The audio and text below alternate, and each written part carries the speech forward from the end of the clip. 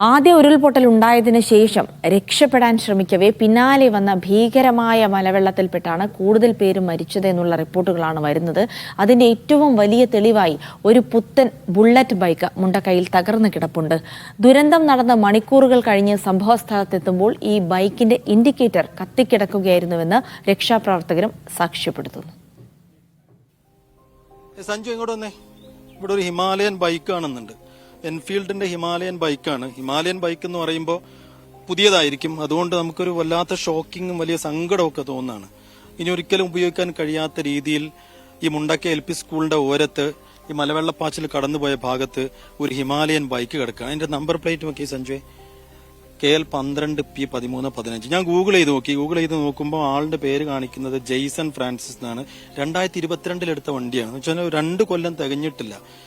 ഇതിൽ ഓടിച്ച് ജെയ്സൺ ഈ വണ്ടി ഓടിച്ച് അതിന്റെ പൂതി തീർന്നിട്ട് ആഗ്രഹം തീർന്നിട്ടുണ്ടാവില്ല. ഒരു പക്ഷെ ഒരു ലോങ് ഡ്രൈവ് ഒക്കെ നന്നായി ഇഷ്ടപ്പെടുന്ന ഒരാളായിരിക്കണം ജെയ്സൺ.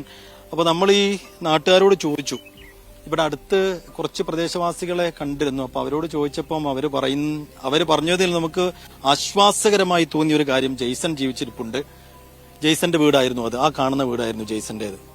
അപ്പൊ അവിടെ മുറ്റത്ത് നിർത്തിയിട്ടിരുന്ന വണ്ടിയാണ് ഇവിടെ എത്തിയത്.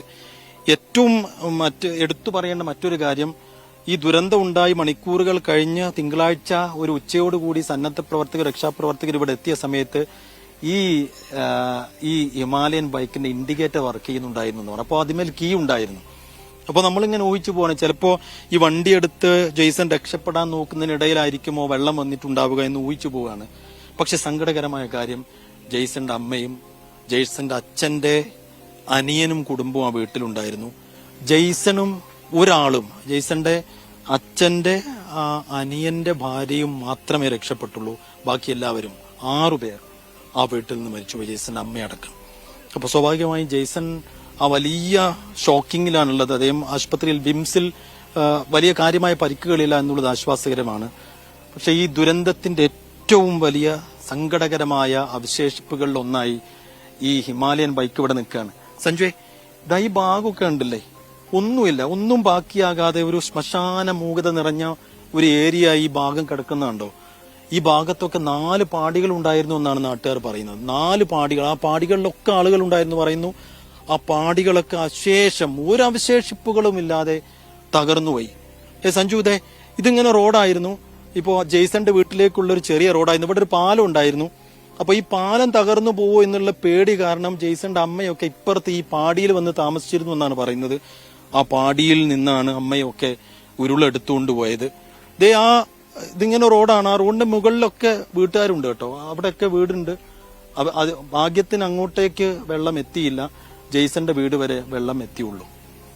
അപ്പോ ഈ ഭാഗത്തേക്കൊക്കെ വരുമ്പോ, ഈ മുണ്ടക്കൈ LP സ്കൂളിന്റെ ഭാഗത്തേക്കൊക്കെ വരുമ്പോ ഈ ദുരന്തത്തിന്റെ വ്യാപ്തിയും ഭീകരതയും എത്രയാണ് എന്ന് നമ്മളിങ്ങനെ കണ്ണിൽ കാണുകയാണ്.